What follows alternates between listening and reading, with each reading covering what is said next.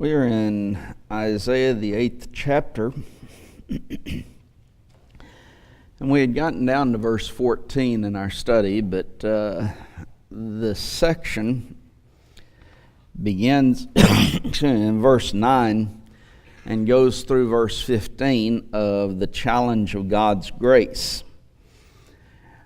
And this is still within the context of the Syro-Ephraimitic troubles or war.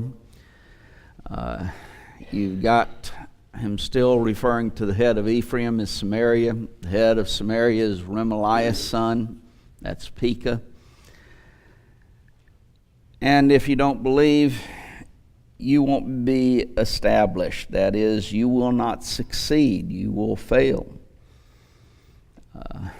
And he is expressing the idea that those nations who try to fight against God's plan are going to be destroyed. And so, as you come down to verse 11 then, you have the idea that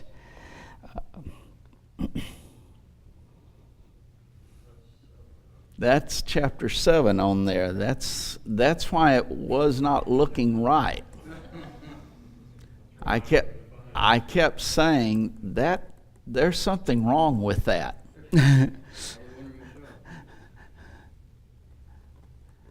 Okay, there's the associating yourselves.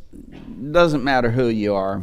And even though we're not in chapter 7 and those words, yet this does still apply to them, and that's with still the context, that Syro-Ephraimitic war. But it doesn't matter in verse 9 there, whoever it is, you're going to be destroyed if you fight against God's plan. And they can take counsel, they can join together, it doesn't matter. Whatever they say is not going to stand, and the reason is, the latter part of verse 10, for God is with us. And we could add, when God's for us, it doesn't matter who's against us, we will be successful. In verse 11, thus, for the Lord spake thus to me with a strong hand, instructed me that I should not walk in the way of this people. So here's a strong warning to Isaiah not to follow in the ways of the Israelites. Now the Israelites what they were doing is they were distrusting God and going to the nations to get aid and support from them. And say not a confederacy to all them to whom this people shall say a confederacy, neither fear ye their fear, nor be afraid. The idea of confederacy is a conspiracy. And Isaiah and the remnant, those who were faithful, were not to be intimidated by the false claims that you are having a conspiracy against the nation. By your warnings of going to specifically Assyria to get help from them, and the fact that you're saying that Judah is going to be destroyed, you are conspiring against Judah and Jerusalem. Now, they were false charges to intimidate them, thus don't be afraid of them. Verse 13 then, sanctify the Lord of hosts himself, and let him be your fear, and let him be your dread. True servants of God were to sanctify him, or set him apart. That is, to acknowledge his authority and the fact that he was the only hope of their safety. And thus don't fear man, but only fear God. So verse 14, he shall be for a sanctuary, but for a stone of stumbling and for a rock of offense to both houses of Israel, for a gin and a snare to the inhabitants of Jerusalem. So the first part of this, he shall be a sanctuary, is to the remnant and to Isaiah, to any of those who trust in God. He will be a sanctuary. He will be a place of refuge and safety. That's the idea of a sanctuary. You have a place that safety. It is, you can go back there and it doesn't matter what's happening outside, because this is a place of peace and safety. You don't have to worry about the enemy.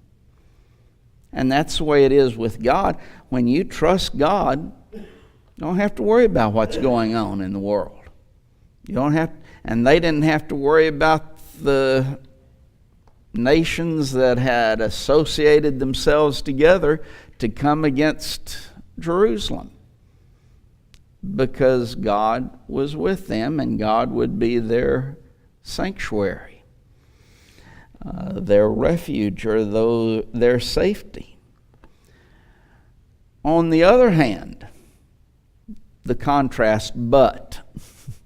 So anytime you see a but, you're talking about a contrast. One, those who trust in God, but those who fail to trust in Him. And thus, specifically within the context of this chapter, those who go to the nations, whether it be Assyria, whether it be Egypt, or whether it be some other nation, and they try to get help from those nations instead of trusting God, then he will be a stone of stumbling and a rock of offense. And the third thing, a snare to the inhabitants of Jerusalem. And in reality, he applies it to both houses of Israel, which would be both the northern kingdom of Samaria, but also the southern kingdom of Judah. Okay, Dale? You just said, probably with this chapter in mind, that we're on, whomsoever shall fall on this stone shall be broken. Whoever it shall fall on it, it will grind him in powder. Okay. And that's Matthew 21, approaching verse 44. And the Pharisees got offended at him, and everything after that it says. That's true in relationship to Jesus and the Pharisees. If they don't trust God, He's Christ. If they don't believe in Him, then they will be destroyed. Same principle. Peter, though, uses this exact phraseology, that Christ would be a stone of stumbling, a rock of offense, even to them which stumble at the word, being disobedient, whereunto also they were appointed. And that's 1 Peter 2 and verse 8. Now, if you look back at 1 Peter 2, and, well, let's just go there for a second.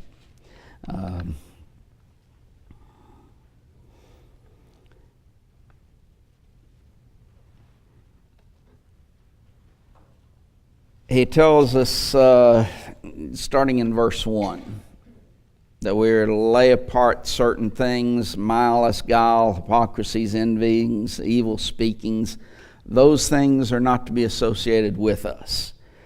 But, verse 2, as newborn babes desire the sincere milk of the word, that ye may grow thereby. So we are to seek God's word and have a need for that. If so be that ye have tasted that the Lord is gracious. Our God is a gracious God. The blessings that we receive. Verse 4, to whom coming as unto a living stone, disallowed indeed of men, but chosen of God and precious. Now then, we get into this aspect that we're talking about here in relationship to, they had come, that living stone would be, of course, Christ. Christ is being described as that living stone. And he was not a dead, lifeless, like the stones of the earth, but he has life there. There's a life force and energy there. And since he was raised from the dead to die no more, he ever lives, as the Hebrew writer says, to make intercession for us in Hebrews 7. He was disallowed, or he was rejected by man, but he was chosen by God. Now, how do we know that he was chosen by God?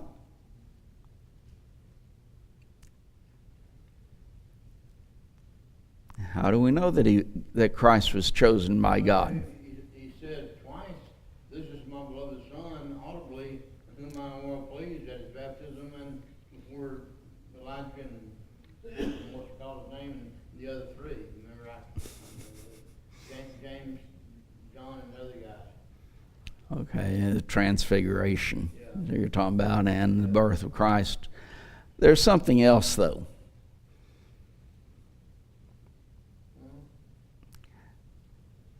How did God show that Jesus was approved of him? By resurrecting him. Okay, by the resurrection. That's Romans 1 and verse 4. That he was proven, or he was shown to be the Son of God by the resurrection from the dead. And so, there, even though he was disallowed by man, he was rejected by them and crucified, he was chosen of God, precious. Now then, ye also as living stones, verse 5, are built up a spiritual house, a holy priesthood, to offer up spiritual sacrifices acceptable to God by Jesus Christ. So that now then he makes the application to us. But then verse 6, wherefore also it is contained in Scripture, behold, I lay in Zion a chief cornerstone, elect, precious, and he that believeth on him shall not be confounded. Unto you, therefore, which believe, he is precious, but unto them which be disobedient, the stone which the builders disallowed, the same is made the head of the corner. See, Peter is going back to the language of Isaiah here, and then verse 8 there, a stone of stumbling, well, that's what Isaiah says, and a rock of offense. Even to them which stumble at the word, being disobedient. So Peter takes this phraseology here that Isaiah has used, and they're using it in the same way from the standpoint of those individuals, Isaiah saying, who reject God and his safety and the deliverance that he can bring, and they turn to these nations for their salvation. They have rejected God. He has become a stone of stumbling and a rock of offense. Peter takes that and applies it to Christ, and that those who reject Christ, that Christ has become that stone of stumbling and rock of offense. But also notice in this that Peter says, even to them which stumble at what? The word, being disobedient. And so you have it applying, or Peter is applying it to Christ, but in applying it to Christ, he says it is in reference to his word. And when we are disobedient to his word, then Christ has become a stone of stumbling and a rock of offense to us. Just a simple illustration. baptism for the remission of sins. Do you think that denominational people, that has become a stone of stumbling and a rock of offense to them? To even ask the question almost, we laugh at it somewhat, because we know that it is offensive to them. Their reaction to it, their ridicule of it, their rejection of it, their disobedience to it, it becomes obvious it has become an offense to them. Kind of react like Naaman did in a lot of ways. Well, okay, that's true, but no, in a lot of ways it's not true. Because Naaman was at least convinced to turn around and go do it and be obedient. These people aren't. They continue to be disobedient. Why? Because it's an offense to them. His word is, and if his word is, then he is. And then, still in 1 Peter 2, notice the contrast. But ye. Now then, here's everyone else. Christ is a stone of stumbling, a rock of offense to them. But ye, here's those who are obedient to his word, in other words, are a chosen generation, a royal priesthood, a holy nation, a peculiar people, that ye should show forth the praises of him who hath called you out of darkness into his marvelous light. Which in times past were not a people, but now are the people of God, which had not obtained mercy, but now have obtained mercy. Isaiah and Hosea. You start these things, a harmony that is there that man just doesn't do. Man can't write that way. I'm cutting out. I'm moving your head so much. I will try and be that's unnatural, right? I'll try not to be quite so much. You know, Peter Ruffman's got it's such a stumbling block. Remember the book he wrote, Water Dogs? Water Dogs. It's got that book. Peter I Ruffman. don't know if I can find it, but I can. Any member of the church he referred to as water dogs because he was so offended by the aspect of baptism. And he just really expressed verbally what a lot of other individuals believe, even though they won't express it many times.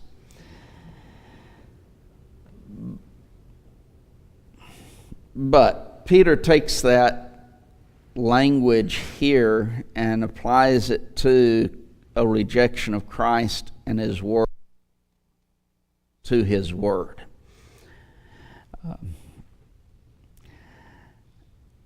Now then, verse 15.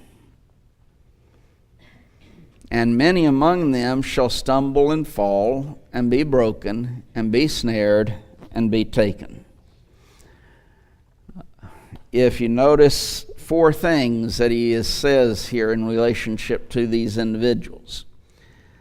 1, they would stumble. 2, they would fall. 3, they would be trapped or snared.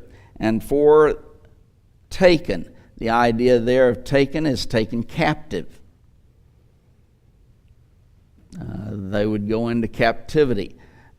When did that take place?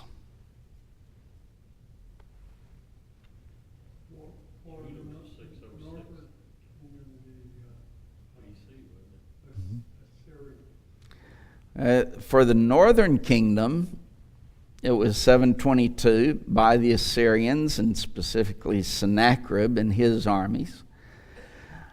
Then for the southern kingdom, Nebuchadnezzar came, and initially at 606 they started going. He took captives then.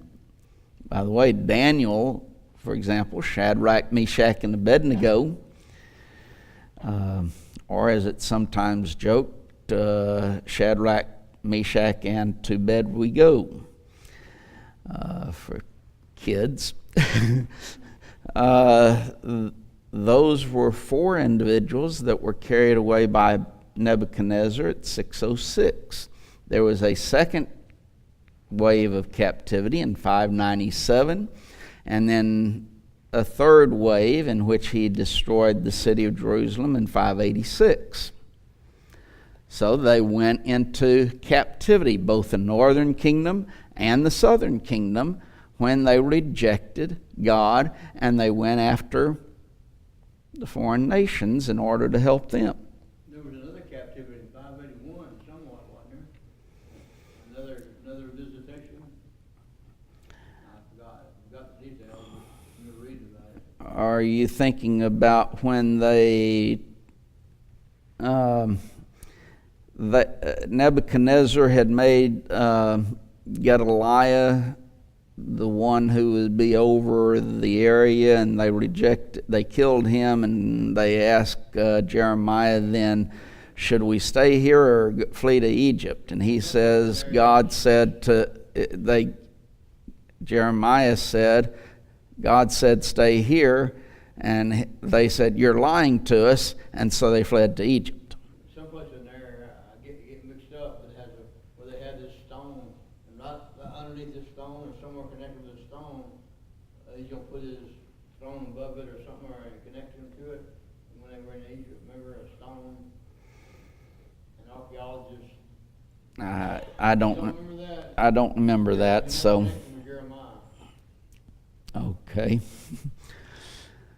But the fact is, the Israelites, both the northern kingdom and the southern kingdom, because they sought man instead of seeking after God, they went into, well, to use the 4 terms, they stumbled. They stumbled by going after man instead of God. They fell. They were snared or trapped and then taken captive. So 4 things that Isaiah mentions here in relationship to them because of their sin. Verses 16 through 20 then is a section which basically I titled Challenge to Trust God's Grace Alone. And let's read that, and then we'll come back to verse 16 and start talking about it. But bind up the testimony, seal the law among my disciples. And I will wait upon the Lord and hide his face from the house of Jacob, and I will look for him. Behold, I and the children whom the Lord hath given me are for signs and for wonders in Israel, from the Lord of hosts, which dwelleth in Mount Zion. And when they shall say unto you, seek unto them that have familiar spirits, and unto wizards that peep and that mutter, should not a people seek unto their God? For the living to the dead, for to the law and to the testimony, if they speak not according to this word, it is because there is no light in them.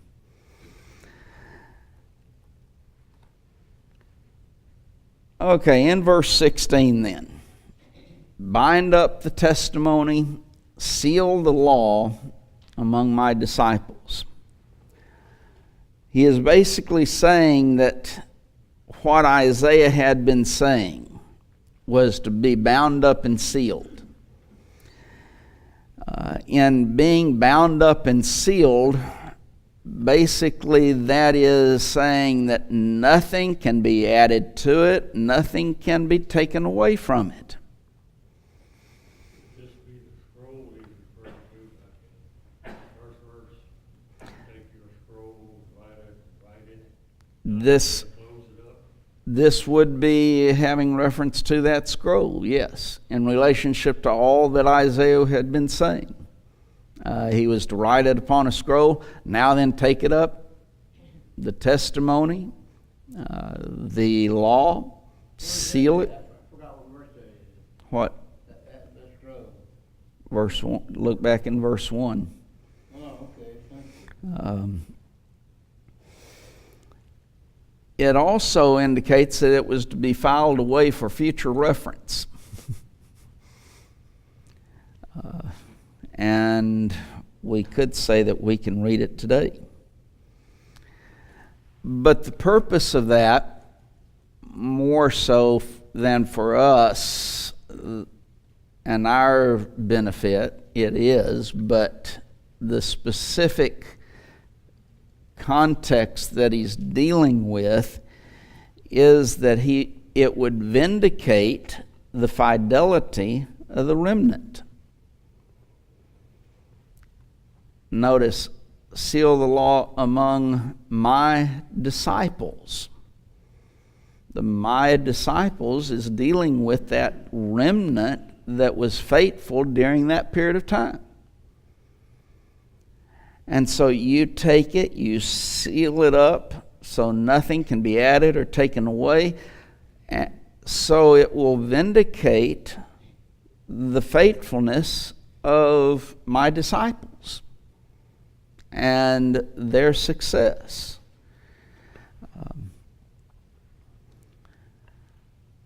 But while it has specific reference to that, it certainly has reference to, first, in relationship to all of God's Word.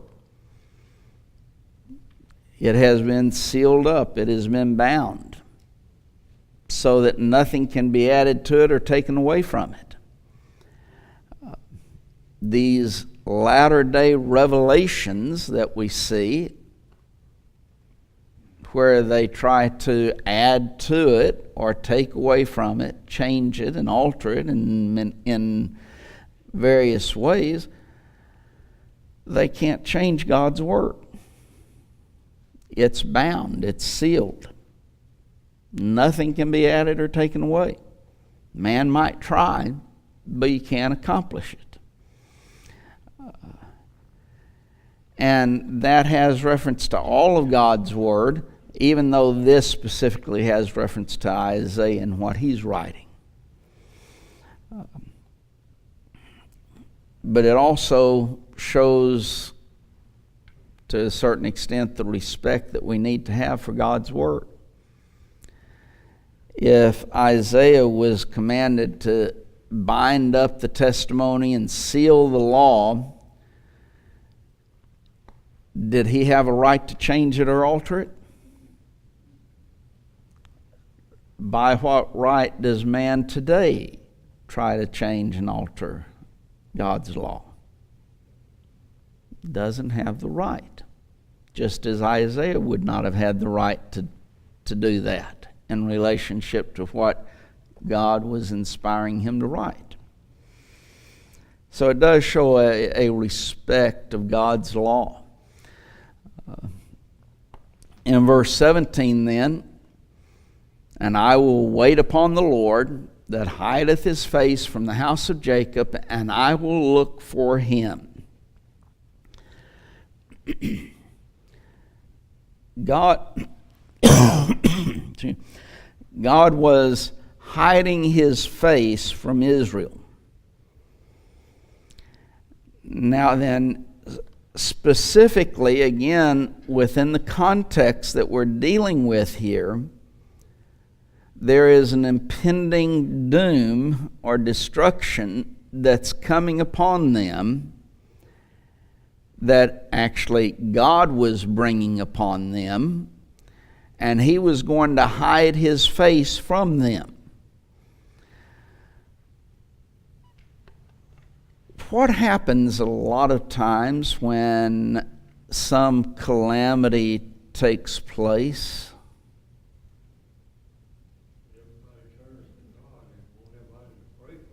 Okay, everyone turns to God and pray for us, and during what is the old statement about there's no atheist in foxholes? During, I guess, pretty much pretty much all of the wars that we go back to. There is, during that period of time, a great turning to God. When 9/11 took place, we heard a great deal about it, didn't we? Now then, that didn't last long, but there was that focus turned to God during that period of time.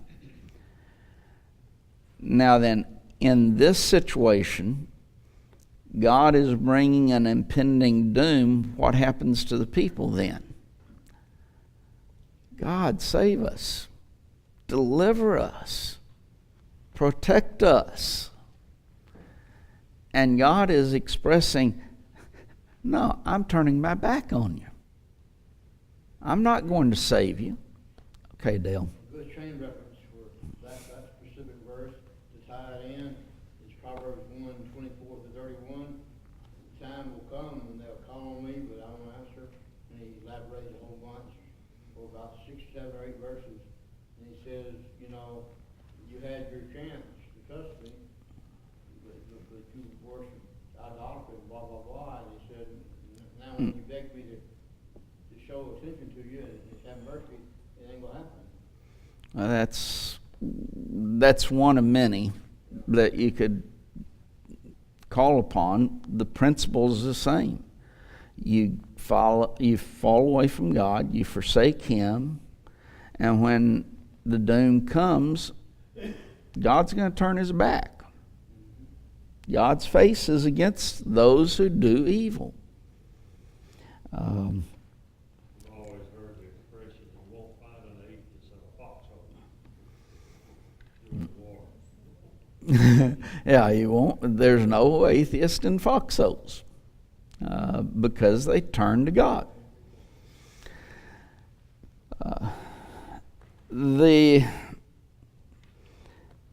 On the other hand,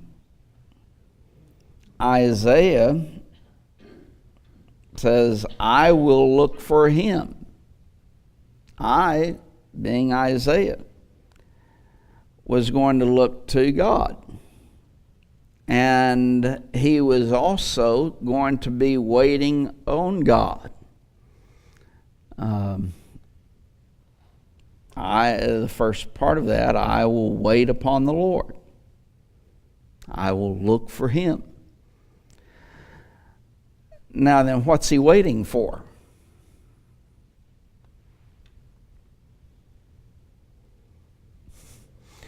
That question might not have come out exactly like I wanted it to come out. So, One of the verses talks about signs.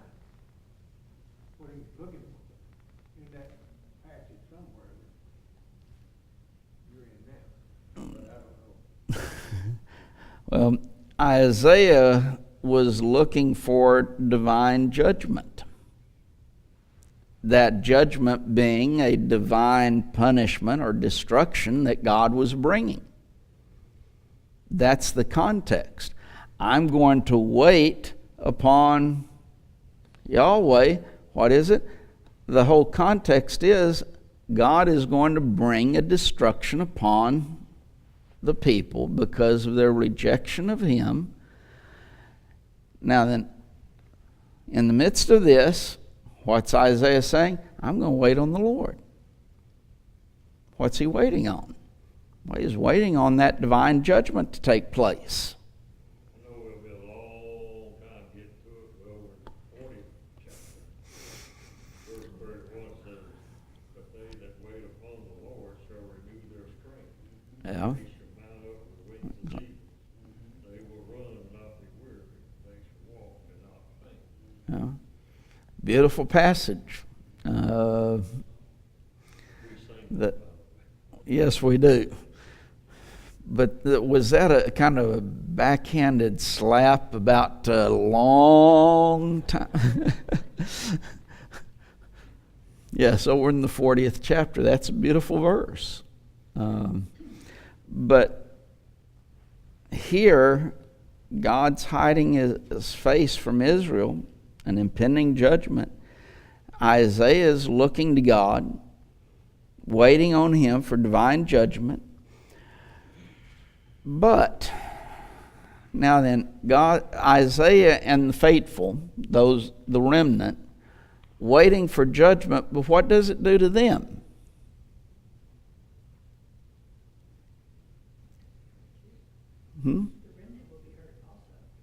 The remnant will be what? You said what happens to the remnant while they're waiting? Isaiah's waiting for the judgment.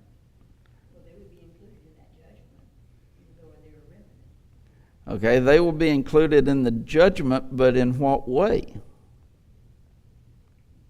They were spared. They will be spared. Okay, the deliverance that they have. Just because it's a similar situation in 2 Thessalonians 1, verse 5 and 6, saying it is a righteous thing with God to recompense tribulation to them that trouble you, and to you who are troubled, what? Rest with us. In what way? Well, God's going to bring a judgment upon them, but it's going to deliver the godly, the righteous. And thus you have the righteousness of God that brings judgment upon the wicked, but delivers the righteous. The same thing here. Just hold on, Dale. God's going to bring an impending judgment upon Israel, upon Judah. And in that, he is going to punish the wicked. He's going to deliver the righteous. That's the remnant. That's my people. And so, yes, they're going to wait for that divine judgment, but it's also going to vindicate them. You have an aspect of vindication. The day of the Lord, day of Yahweh in the Old Testament, generally we generally refer to it as a day of judgment, where God is going to punish someone. But it always carries both ideas of punishment and vindication.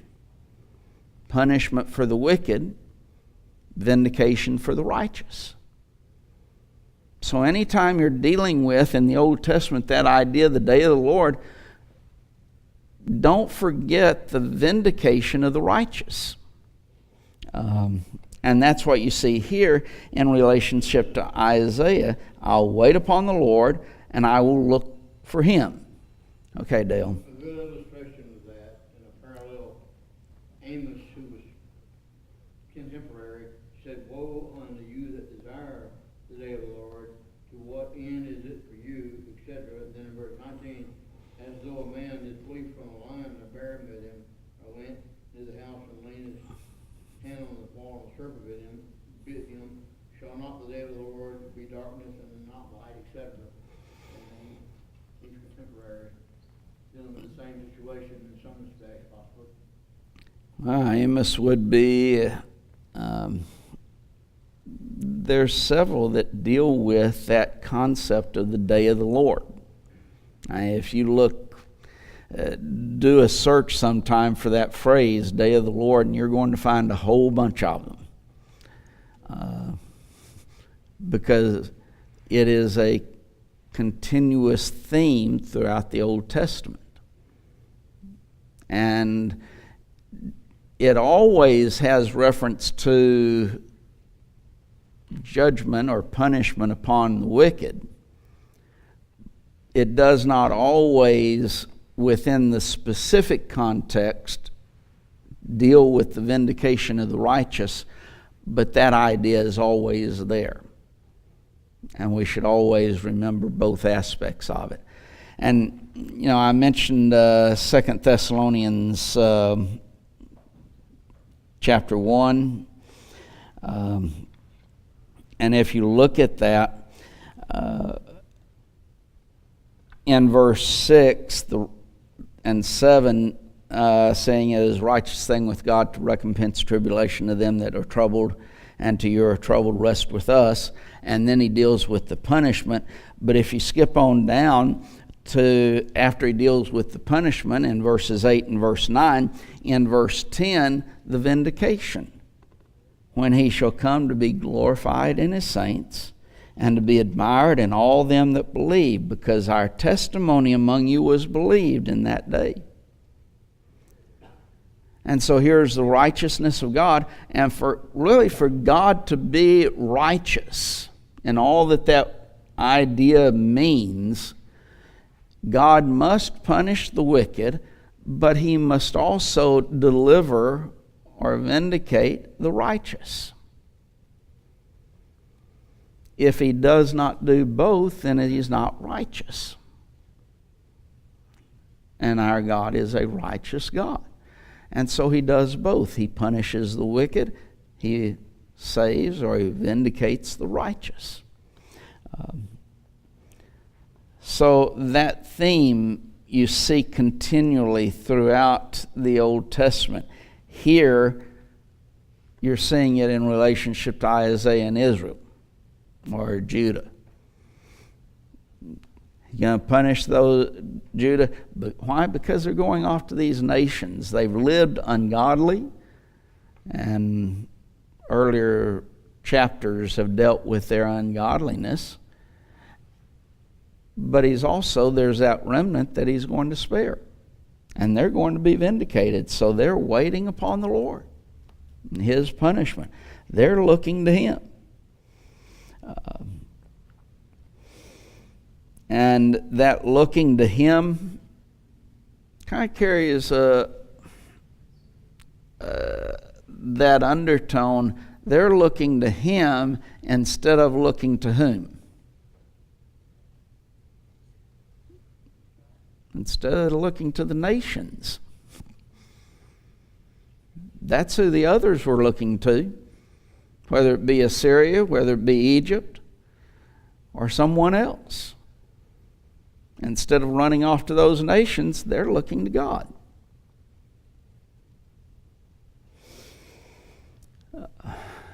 Well, we'll stop there and pick up with verse 18 then, Lord willing, next week, because I see that our time is about up.